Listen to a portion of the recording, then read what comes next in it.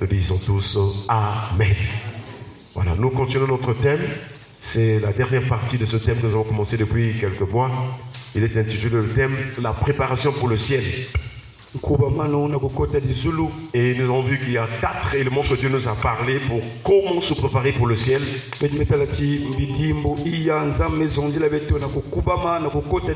Il faut préparer les vêtements, c'est-à-dire pratiquer ce qui est juste devant le Seigneur.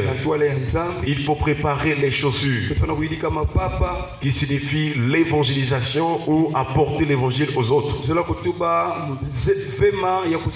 Présenter aux autres la personne de Jésus-Christ, qui est le Seigneur, le Sauveur, le Christ.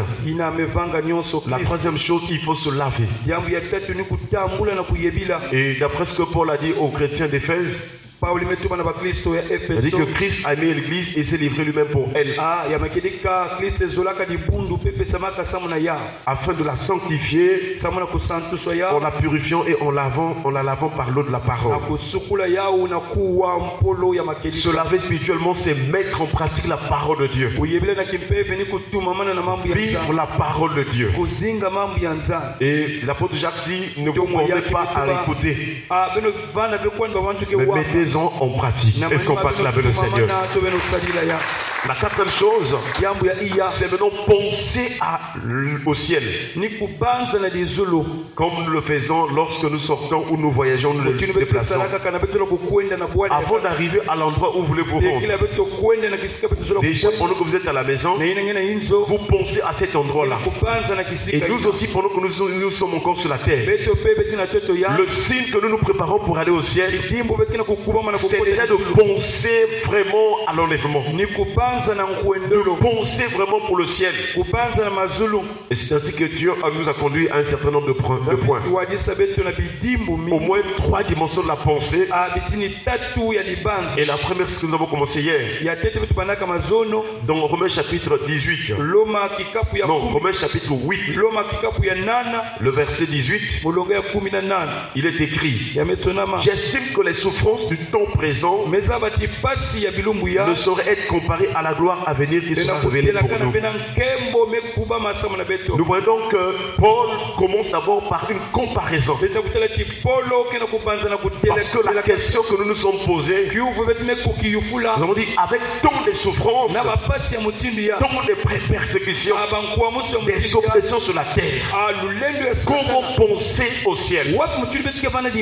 Effectivement, beaucoup de gens sont en train de s'affaiblir dans la foi à cause des souffrances. Beaucoup ne viennent plus prier. Beaucoup sont en train de s'écarter de la voie du Seigneur. Beaucoup sont en train d'aller consulter les charlatans. Beaucoup sont rentrés dans la magie à cause des souffrances. Mes chers frères et sœurs, ce n'est pas la solution, c'est voir la mauvaise. La solution, c'est une personne. Cette personne qui est sortie du sein du Père, il est venu dans ce monde, il a souffert pour l'humanité. Est-ce qu'on peut acclamer le Seigneur? Puisqu'il a souffert pour nous, jusqu'à ce qu'il a obéi à la mort de la croix, il est la seule personne qui soit capable de nous délivrer la souffrance. C'est ainsi que Paul aussi était persécuté. Mais il dit que j'estime que les souffrances du temps présent ne sauraient être comparées à la gloire à venir qui sera révélée pour nous. La première dimension de la pensée, la pensée pour le ciel, qui va nous donner de vaincre ou de surmonter les souffrances, c'est de comparer ce qui nous attend, ce que le Seigneur nous apportera. C'est vrai que sur la terre il y a la souffrance, mais ce que nous recevrons du Seigneur lorsque Christ paraîtra, la gloire à venir est meilleure et supérieure en gloire que les souffrances de ce monde.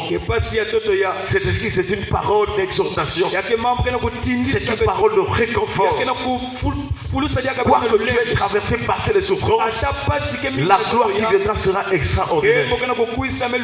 Et c'est ce que Paul a dit dans 2 Corinthiens, chapitre 4, verset 16. Il dit que pendant que notre homme extérieur se détruit, notre homme intérieur se renouvelle de jour en jour. Est-ce qu'on parle avec le Seigneur?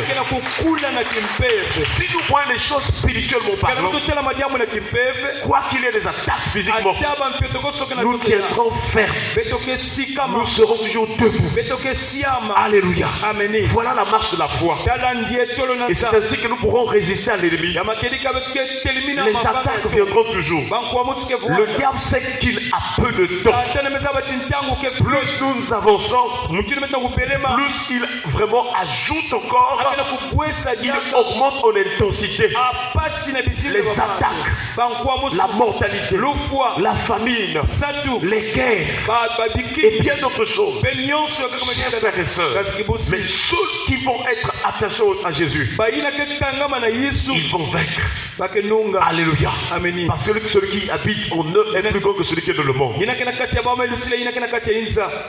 la question que nous sommes posées encore, puisque Paul a dit que les souffrances du temps présent ne seraient comparées à la gloire à venir qui sera révélée pour nous.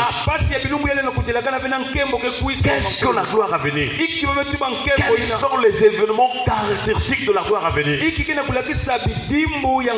Comment est-ce que la gloire à venir va se manifester? Donc, parlez donc du premier élément, c'est le rayonnement en gloire. C'est le changement. Pendant que nous y sommes, nous sommes quelquefois influencés par notre nature humaine. Mais nous voyons que quand le Seigneur viendra, il transformera le corps de notre humiliation en le rendant semblable au corps de sa gloire. Est-ce qu'on parle avec le Seigneur? Et un temps quand le Seigneur viendra, nous n'aurons plus ce corps-là, le corps de péché, avec des désirs de péché, avec toutes sortes de désirs de la chair. Lorsque nous serons transformés, nous allons revêtir l'incorruptibilité et l'immortalité. Nous ne mourrons plus jamais, nous ne serons plus séparés de Dieu, mais nous serons attachés au Seigneur dans une parfaite intimité d'éternité en éternité. Chers frères et sœurs, et c'est ce que Paul dit dans 1 Corinthiens chapitre 15. À partir du verset 52, il dit: en est naissant, en un clin d'œil, à la dernière trompette, la trompette sonnera, et les morts resteront incorruptibles. Et nous serons changés. Est-ce qu'on parle avec le Seigneur? Car il faut que ce corps corruptible revête l'incorruptibilité. Et que ce corps mortel revête l'immortalité. Nous voyons donc qu'un jour, nous ne connaissons pas ce jour-là, mais du moins le Christ apparaîtra. Parce qu'il a déjà préparé la place. Il a déjà arrangé ta demeure pour le ciel. Si tu as la sanctification, si tu as la crainte de Dieu, la place est déjà réservée au ciel. Il a dit ce jour-là que votre cœur ne se trouve point. Croyez en Dieu et croyez en moi. Il y a plusieurs demeures dans la maison de mon Père. Si cela n'était pas, je vous l'aurais dit. Je m'en vais vous préparer une place. Est-ce qu'on parle là avec le Seigneur? Et lorsque je m'en serai allé et que je vous aurai préparé une place, je reviendrai. Voilà les paroles qui nous confirment que Jésus revient. Lui-même a dit: je reviendrai. Or, dans tout le ministère de Jésus, dans la personne de Jésus, il n'y a point de fraude, il n'y a point de mensonge, il n'y a point de tromperie. Et la Bible déclare: dans la bouche duquel il n'y a point de fraude. Donc, tout ce que Jésus a dit ou déclaré, il n'y a pas eu un seul mot de fraude ou de mensonge. Parce que lui, il est la vérité. Et son parle avec le Seigneur. Et donc, tel qu'il a dit que je reviendrai et je vous prendrai afin que là où je suis, vous y soyez. C'est pourquoi maintenant, nous devons préparer nos cœurs. Ne porte plus tes regards sur les trésors de la terre. Ne porte plus tes regards sur pour amasser les trésors de la terre, que la rouille peut détruire, que les voleurs peuvent percer ou dérober. Cherche les trésors du ciel. Cherche à te préparer pour le ciel en passant par la repentance, en recevant l'amour de Christ, l'amour de la vérité. Pourquoi les gens pratiquent le mal? Pourquoi les hommes sont méchants? Parce que certains n'ont pas reçu l'amour de la vérité. Dans leur cœur, il n'y a que la haine. Je ne sais pas si c'est ton cas, mais ce matin, la personne qui te parle, Jésus de Nazareth, il est amour. Est-ce qu'on parle avec le Seigneur? Nous avons donné le témoignage de Paul lorsqu'il s'appelait Saul de Tarse. Il était méchant, il était blasphémateur, il était persécuteur de l'église. Il partait pour arrêter ceux qui priaient le nom de Jésus. Ce type de cœur ou bien ces esprits existent aujourd'hui. Il y a des gens qui attaquent les églises, il y a des gens qui critiquent les églises, il y a des gens qui souhaitent que l'église ferme. C'est le même esprit qui animait Paul. Mais pendant qu'il était sur le chemin de Damas, la lumière resplendit autour de lui. Est-ce qu'on parle avec le Seigneur? Que cette année, la lumière que Christ resplendisse dans ton cœur au nom de Jésus. Car pour être avec Dieu, il faut passer des ténèbres à la lumière. Et ce jour-là, Paul est tombé. Il a dit, qui es-tu, Seigneur? Il a compris que la personne qu'il persécutait, c'était la personne de Jésus. Et c'est lui le Seigneur. Et ensuite, le Seigneur a donné une directive jusqu'à ce que Paul était sauvé. Et dès qu'il était sauvé, baptisé en Jésus-Christ, il a reçu l'amour de la vérité. Si tu ne passes pas par la repentance, si tu ne te fais pas baptiser dans le nom de Jésus, tu ne peux pas recevoir le pardon de tes péchés. Tu mèneras toujours une vie de péché. Et l'amour de la vérité ne sera pas dans ton cœur. L'Esprit de Dieu ne peut pas travailler efficacement. C'est lorsque tu te réponds sincèrement, tu te convertis authentiquement, tu refuses la mauvaise vie et que tu te fasses baptiser en Jésus-Christ. Pierre a dit ce jour-là, pour le pardon de vos péchés et pour recevoir le don du Saint-Esprit. On ne peut pas monnayer le salut. On ne peut pas aussi vraiment s'amuser avec le salut. Si tu as le salut en Christ, il faut qu'il y ait des fruits. Même si ça fait 20 ans, 40 ans, 5 ans, 2 ans dans l'église, s'il n'y a pas de fruits, il y a un problème spirituel. Cherche à porter le fruit. Même lorsque les pharisiens avaient le désir de venir se faire baptiser dans les eaux du Jourdain, Jean-Baptiste leur a dit, produisez donc du fruit digne de la repentance. Est-ce qu'on parle avec le Seigneur? Chers frères et sœurs, et nous voyons donc après la glorification, lorsque nous serons changés, lorsque nous allons porter le corps de gloire, qu'est-ce qui va arriver? C'est l'enlèvement. Alléluia. Mais Paul précise que les morts ressusciteront premièrement. Ce n'est pas tous les morts. Il précise les morts en Christ. Il y a des gens qui meurent dans le péché. Il y a des gens qui meurent dans la boisson. Il y a des gens qui meurent dans l'impudicité. Il y a des gens qui meurent dans les religions. Ils avaient mis leur confiance en leur église. Ces catégories de personnes ne peuvent pas aller au ciel. On ne meurt pas pour l'église. On doit mourir dans la personne de Jésus-Christ. Pour espérer le ciel, pour espérer la vie, tu dois mourir en Christ. Car Christ était mort pour nous. Si tu meurs en lui, tu deviens un avec lui et tu deviens conforme à sa vie. Paul dit aux Romains, en effet, si nous sommes devenus une même plante avec lui par la conformité à sa mort, nous le serons aussi par la conformité à sa résurrection. Quelqu'un dit amen. Chers frères et sœurs, mourir en Christ, c'est accepter que la vie de péché meurt. Car celui qui est mort du péché Le péché n'a plus le pouvoir sur lui. Alléluia. La puissance de la chair ne peut plus le dominer. Chers frères et sœurs, nous devons vivre pour Dieu. Et Paul nous rappelle donc l'enlèvement. Si nous sommes transformés dans ce corps de gloire, alors il y aura l'enlèvement. Et dans 1 Thessaloniciens chapitre 4,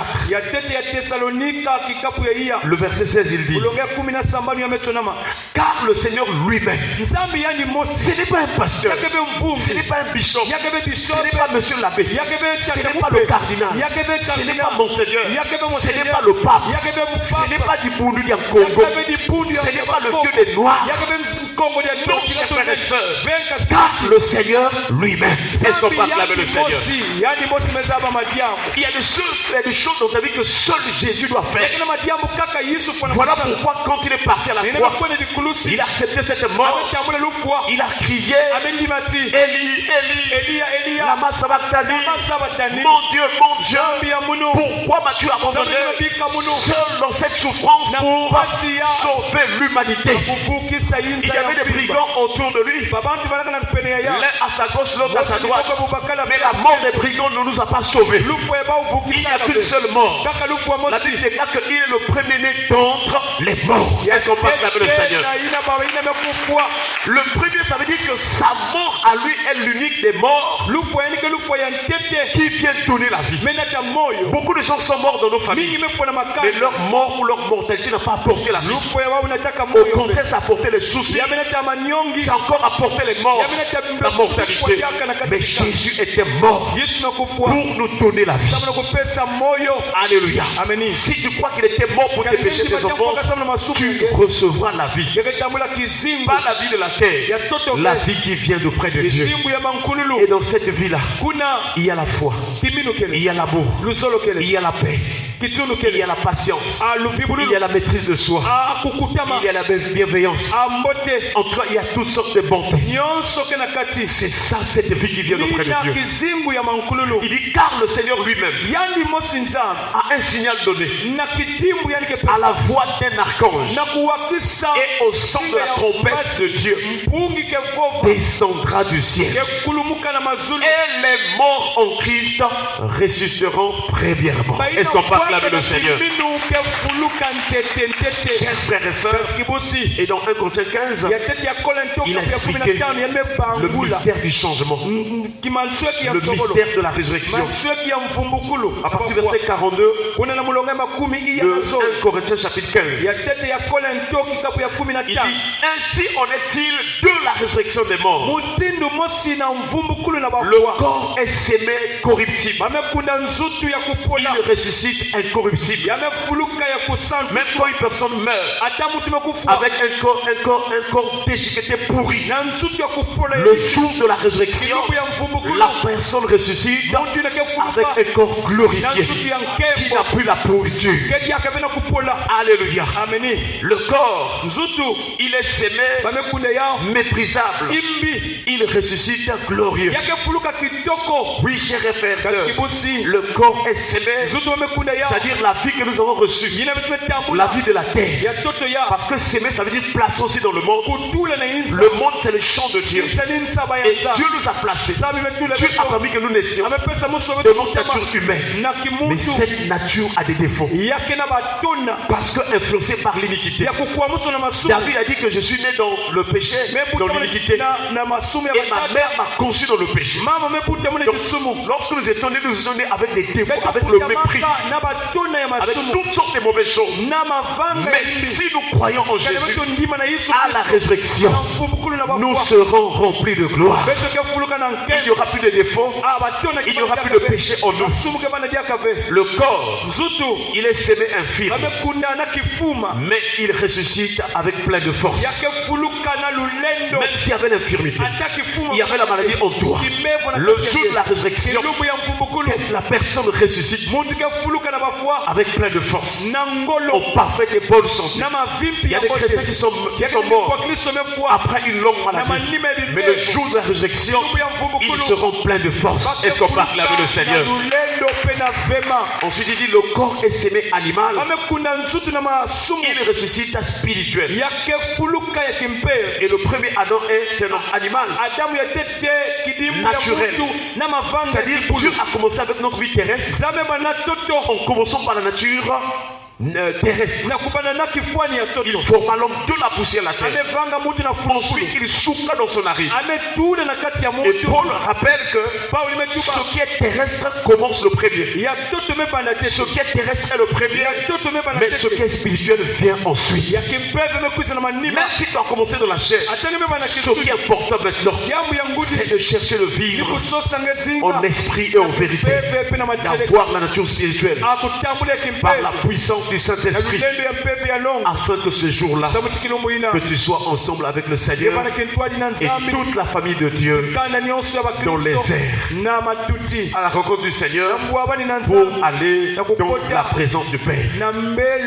Que Dieu nous donne chaque jour à désirer les choses de Dieu, à se repentir, à donner notre cœur totalement au Seigneur, que nous puissions aspirer à la vie de sainteté.